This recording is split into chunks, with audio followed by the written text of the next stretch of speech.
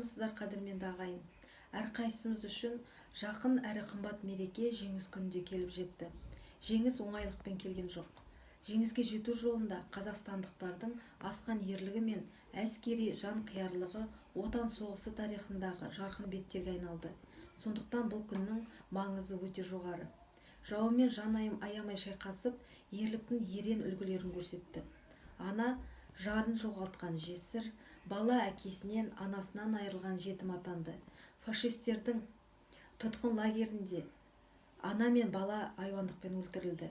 Ал тылда қалған қарттар, аналар мен бесіктен белі шықпаған балалар соғыстың қайғы қасіретін арқалай жүріп, бірде аш, бірде тоқ еңбек жасады. Жеңіс үшін шыбын жандарын құрбан еткен бірнеше миллиондаған ағаларымыз бен апаларымыздың ерлігін, есімдерін есте сақтап, 1418 азапты күн мен түнді болашақ үшін ерен еңбекпен, қайсар ерлікпен өткізгендерін ұмытуға болмайды. Әлемді дүр сілкіндірген оқиға 1941 жылы маусымның 22-сінде болған еді. Бірақ сол кездегі кеңес елінің бірлігі мен достығының арқасында 1945 жылы 9 мамырда ұлы жеңіспен аяқталды. Міне, содан бері 75 жыл мерзім уақыт өтті. Биыл ұлы жеңістің 75 жылдығы.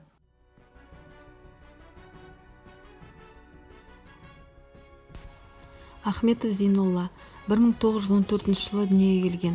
1939 жылдың қарашасынан 41 жылдың қыркүйек айы аралығында 2-ші Украина майданы, 194 атқыштар дивизиясы, 123 атқыштар полкінде 41 жылдың қыркүйегінен 45 жылдың мамыр аралығында 616 атқыштар полкінде соғысты.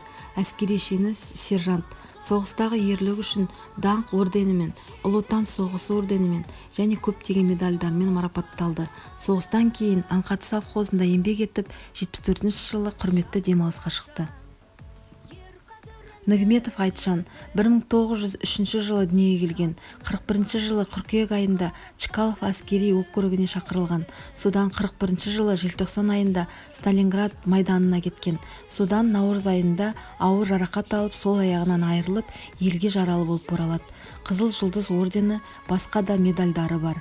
1993 жылы дүниеден озды. Нәжмеденов Рахым 1924 жылы 18 мамырда Базартөбе ауылында дүниеге келген. 42 жылы қыркүйекте әскерге шақырылып, Ленинград әскери байланыс училищесінде байланысшы әскери мамандығын алып шығады. 43 жылы Мәскеу радио мамандары мектебінде, келесі жылы 1045 Богдан Хмельницкий ордені ерекше Новогеоргиев байланыс батальонында болады. Әскери шені старшина. Майдандағы ерліктері үшін отан соғысы орденімен және бірнеше медальдармен марапатталған. 2013 жылы Орал қаласында қайтыс болды. Рахметов Кесим 1925 жылы 25 қыркүйекте Орда районы Теректі советінің 32-ші ауылында дүниеге келген. Білімі 4 жылдық мектеп бастаушын бітірген. Ауылда еңбек етіп жүргенде 1942 жылы сәуір айында 18 жасында Ұлы Отан соғысына аттанған. Байланыс бөлімінде Сиязда әскер қызмет атқарып, соғыс кезінде үзілген сымдарды қысы мен жазына қарамастан жалғап, соғыстың алдыңғы шебіне қатысқан. Берлин қаласына дейін барып қайтқан. Жеңіс шебінде оң қолының саусағын жұлып кеткен. Сол жақ жауырынына оқ тиіп тесіп өткен. Соғыс 1945 жылы маусым айының 22-сі біткеннен кейін қалып, 1948 жылы күз айына шейін сол жерде жауынгерлік борышын өтеген. 3 жылдан кейін елге оралған. 1948 жылдың күз айында отбасын құрған. 1952 жылы Орда районында полигон болуының себебінен сол ауылдың тұрғындары Шымкент облысына көшірілген. 1 жылдан кейін Теректі ауданы Аңқаты ауылына көшіп келген. Жұбайы Рахметова Ателла екеуі 10 нәресте сүйіп, 5-еуі дүниеден озды. 4 қыз, 1 ұл тәрбиеленген. Аңқаты совхозының ауыл шаруашылық бөлімінде 32 жыл малшы болып қызмет атқарған. 1985 жылы пенсияға шығып, еңбек ардагері атағын алған. 10 жыл тағы қызмет атқарған. Ұлы Сайтқалиді осы жұмыста тәрбиелеген. 1953-1995 жылдар аралығында Аңқаты совхозында ерексіз еңбек етті. 4 қыз, 1 ұлға әке атанып, немере жиендеріне ата болып азамат болды. Марапаттары көп болды. Григорий Жуковтың медалімен марапатталды.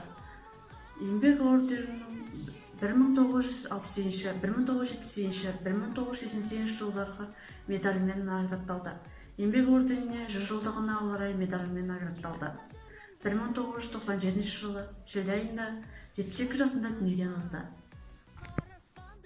Мен Нұрма Гүлназым Мұхайдарқызы жоғары аграрлық техникалық колледжінің 2-ші курс студенті. Сырбай Мәуленов, соғыстан қайтқан солдаттар.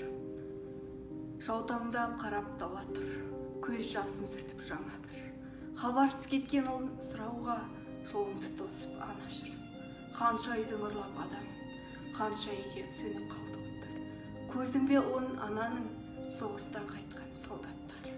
Кешікпей жарым келер деп төрінен орын сайлаған. Батысқа қарап елеңдеп, ару жұрт тосып жолымды. Көтерді бәрін ауырдың, азамат болып ардақтар. Көрдің бе жарын арудың, соғыстан қайтқан солдаттар. Кетерде солдат жарының, ішінде қалған анашым. Көкемді айтпай танырмын, деп бір сәби бала жүр. Қайрылмай қалай өтесің, хабарсыз қалай ол кетер. Көрдің бе оның көкесін, соғыстан қайтқан солдаттар. Мұқағали Мақатаев 1941 жыл ақпанда атқан. 1941 жыл ақпанда атқан.